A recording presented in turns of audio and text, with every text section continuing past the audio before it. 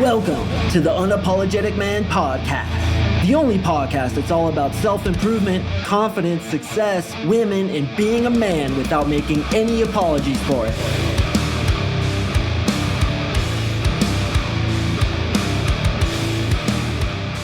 What is up, gentlemen? Thank you for tuning in to another episode of the UMP. I really do appreciate it. I don't know about you, man, but that introduction gets me so fired up, dude. The first time I heard that, man, I think my weightlifting went up by 19.36%. All it makes me want to do is get out there and be a mushroom cloud laying motherfucker. So I asked those guys, they're called Midnight Express. I asked them, could I please use some of your music in my podcast? And I got a really cool response from one of the members. He says, go for it, brother, and share with us the episode. So Midnight Express, brothers, I absolutely love what you do. The first time I heard that shit, I was like, yes, this is what I'm looking for. And it took me so long to find that because I was like, man, I want some music that's like war chants, like Native Americans getting ready to go to fucking battle. And when I first heard that, I immediately added it to my playlist, which you boys can find on Spotify, Mark's Lift Heavy Ass Weights. There's a lot of screaming in there. There's a lot of war in there. So if that doesn't suit you, then here's what I suggest. Go ahead and look in your underwear or perhaps get a mirror, kind of stick it down there and see if perhaps there's a vagina in your pants, because that's the sound of a killer. And today we're going to talk about why you should embrace the killer inside yourself, the monster inside yourself that, yes, is in you. And a lot of us are trying to repress it. A lot of us are saying that it's wrong. Things like toxic masculinity are making us feel guilty for being aggressive warriors. And in this episode, I want to talk about how to harness that energy to be the protector, to be the provider and the presider of your family, your friends, and your brothers, to be the sheepdog that protects the sheep from the wolves. And that is your job as a man. So once again, that band is called Midnight Express. I strongly suggest you guys check them out. And I'm going to include that entire song at the very end of this episode after my closing music finishes. It's called Honor Song, man. Honor Song. So sick.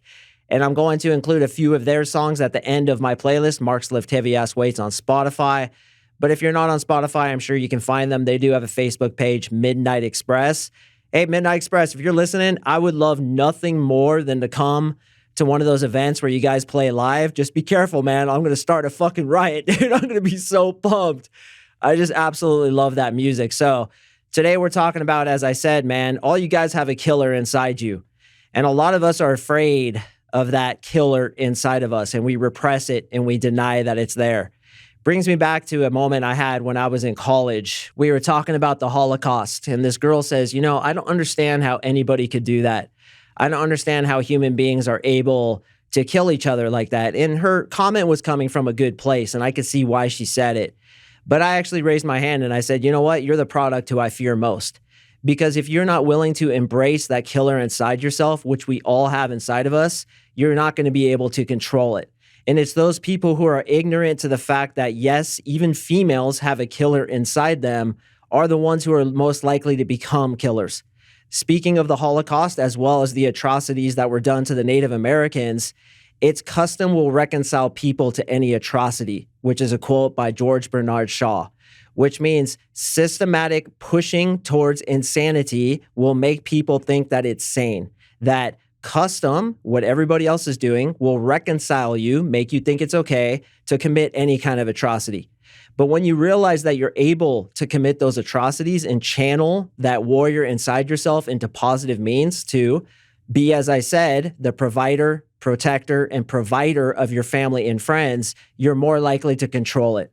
Jordan Peterson, who goes on to the Joe Rogan podcast a lot, he said, you have a monster inside yourself and you need to embrace that monster. Know that he is there. And only when you do that can you control him.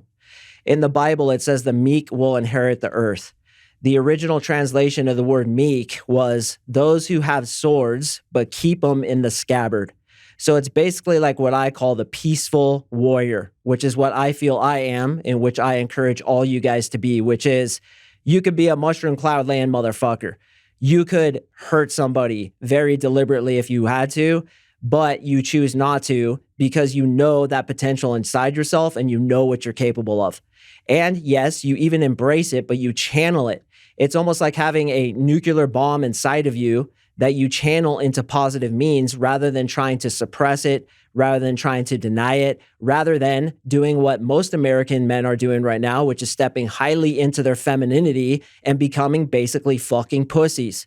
I literally feel sorry for women in today's age because men are so goddamn emasculated, they're so feminized, and they're made to feel so guilty for being men, for being warriors, for being killers, that women don't even feel like they can protect them anymore.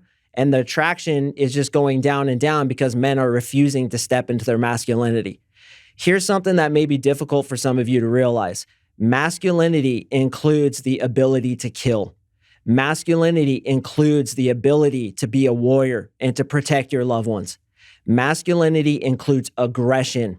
It includes war. It includes the warrior spirit. But here's the difference between somebody who is controlled by that rage inside of them and somebody who controls it.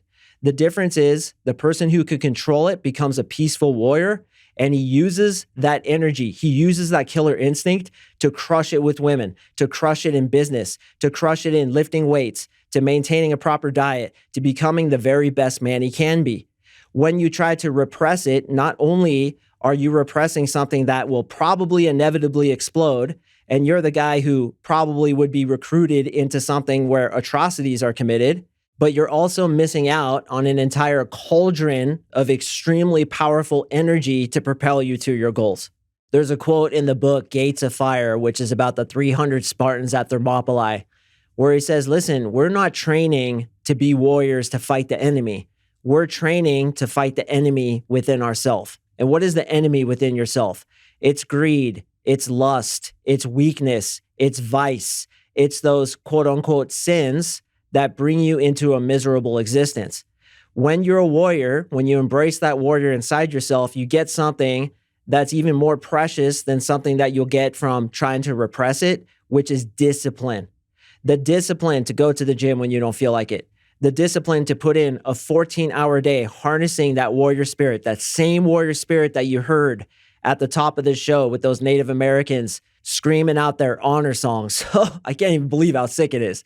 Not only are you embracing that, the discipline and masculinity to endure rejection after rejection after rejection when you're trying to get better with women. So as most of you know, I'm a dating coach and I help guys get better with women. In order to get good with women, you have to step highly into your masculine energy. Masculinity is towards oriented, which means it goes towards its goals rather than running away from what it is afraid of. So rather than being afraid of being rejected and thus not approaching the girl, you go towards your goal of getting that girl and you roll up to her being internally validated, meaning you congratulate yourself on the effort, not the result, and you don't really give a shit what she thinks. And that's why I had a podcast episode a couple episodes ago that is how to not give a literal shit what women think of you. That is masculinity. Masculinity is also about the numbers. How many girls can I open this week? How many phone calls can I make in my business? How many homes can I go look at in my real estate deals? How many times can I go to the gym this week, Brazilian Jiu-Jitsu this week, or whatever you're trying to accomplish? It's all about the numbers. You don't care about the result so much because you know that the result is out of your hands. You care about the numbers that you put down. That is masculine. Masculinity is also aggressive. Now, aggressiveness has been unfortunately demonized by many movements in today's society, but aggression is what creates success in all avenues that men pursue. So yes, there is, I guess, toxic masculinity, which is violence, which is rape and negative repercussions of an energy. But just so you know, there's also toxic femininity, right? Destroying somebody's reputation, for example.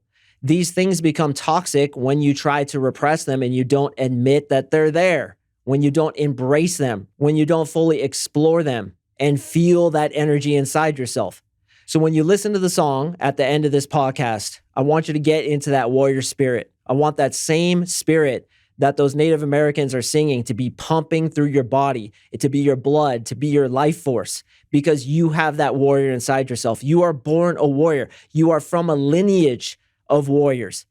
You come from literally 200,000 years of war culture.